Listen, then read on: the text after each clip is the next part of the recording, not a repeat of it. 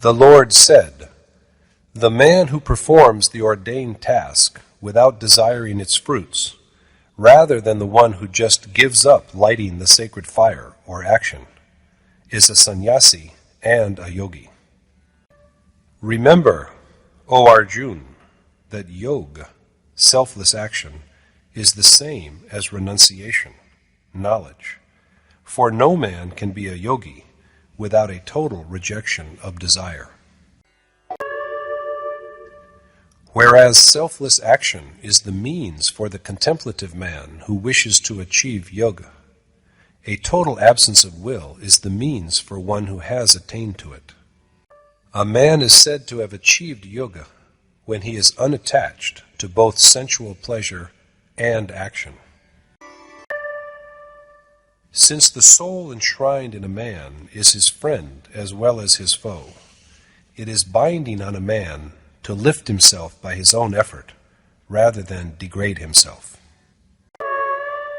The self is a friend to the man who has overcome his mind and senses, but he is an enemy to one who has failed to do so.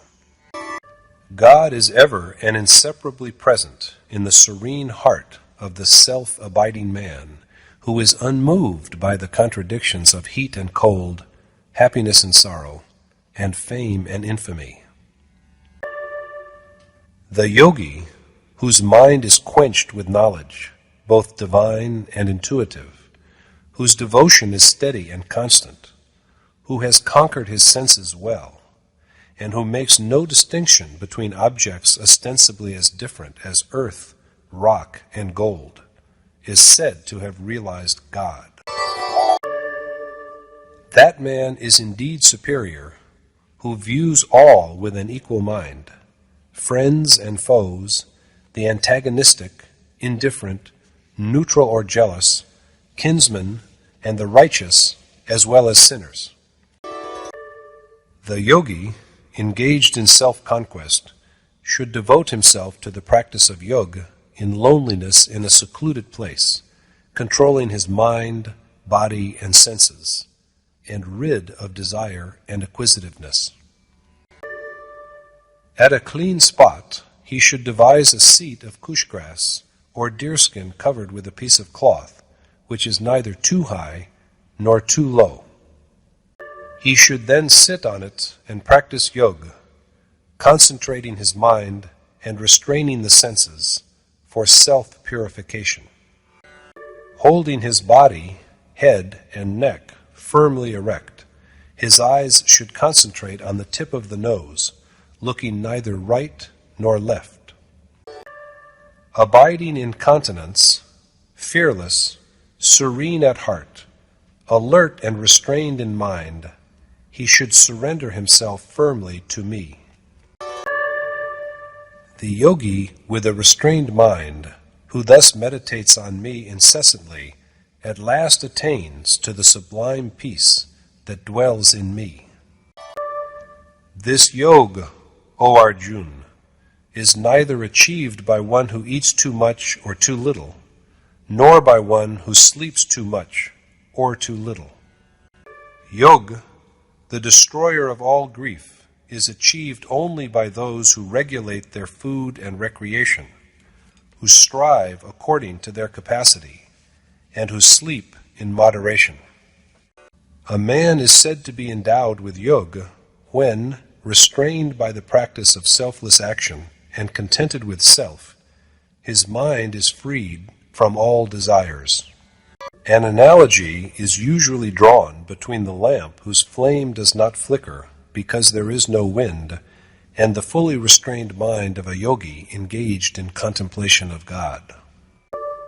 In the state in which even the yoga-restrained mind is dissolved by a direct perception of God, he, the worshipper, rests contented in his self. After knowing God, he, the yogi, dwells forever and unwavering in the state in which he is blessed with the eternal, sense-transcending joy that can be felt only by a refined and subtle intellect. And in this state, in which he believes that there can be no greater good than the ultimate peace he has found in God, he is unshaken by even the direst of all griefs. It is a duty to practice this yoga, untouched by miseries of the world, with vigor and determination, and without a sense of ennui.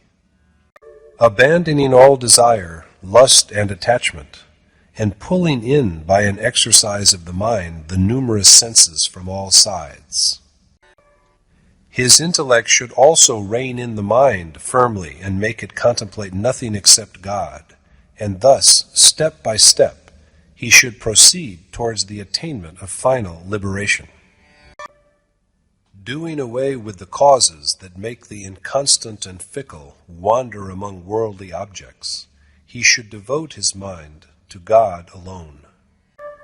The most sublime happiness is the lot of the yogi whose mind is at peace, who is free from evil, whose passion and moral blindness have been dispelled, and who has become one with God.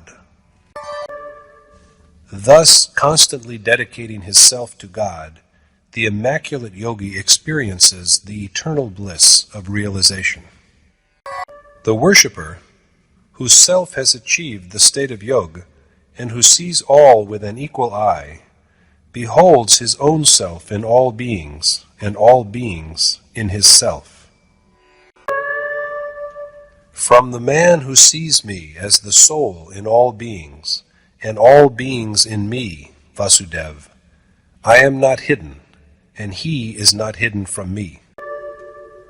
The even-minded yogi, who has known the unity of the individual soul and the Supreme Spirit, who adores me, Vasudev, the soul in all beings, abides in me, no matter whatsoever he does. O Arjuna, the worshipper who perceives all things as identical and regards happiness and sorrow as identical, is thought to be the most accomplished yogi. Arjuna said, "Since the mind is so restless, I cannot see, O Madhusudan, that it can dwell steadily and long in the way of knowledge which you have expounded to me as equanimity. For I find restraining the mind as difficult as restraining the wind, because it is equally restless, turbulent, and mighty." The Lord said, "The mind is, O the mighty-armed Arjuna, doubtlessly fickle and hard to restrain, but it is disciplined, O son of Kunti, by perseverance of effort and renunciation. It is my firm conviction that while the attainment of yoga is most difficult for a man who fails to restrain his mind, it is easy for him who is his own master and active in the performance of the required action." Arjuna said, "What is the end, O Krishna, of the acquiescent worshipper whose inconstant mind has strayed from selfless action and who has therefore been deprived of perception, which is the final outcome of yoga? Is it, O the mighty-armed Arjuna, that this deluded man with no haven to turn to is destroyed like scattered clouds, deprived of both self-realization and worldly pleasures? You, O Krishna, are the most capable of fully resolving this doubt of mine, because I cannot think of anyone else who can do it." The Lord said, "This man, O Parth, is destroyed neither in this world nor in the next, because, my brother, one who performs good deeds never comes to grief. The righteous man who deviates from the path of yoga achieves celestial merits and pleasures for countless years, after which he is reborn in the house of a virtuous and noble man, or fortunate and thriving man.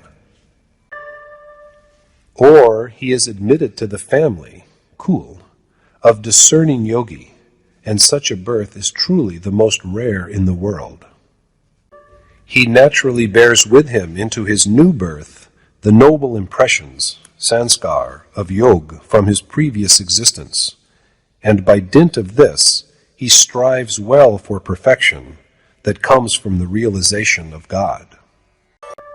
Although he is lured by objects of sense, the merits of his previous life indeed draw him towards God, and his aspiration for Yog enables him to go beyond the material rewards promised by the Ved. The yogi who has purified his heart and mind through several births by intense meditation, and thus rid himself of all sins, attains to the ultimate state of realizing God. Since yogi are superior to men who do penance, or men who follow the path of knowledge discrimination, or men who desire the fruits of action, O Kurunandan, you should be a doer of selfless action. Among all yogi, I think that one the best, who is dedicated to me, and who, abiding in the self, always adores me.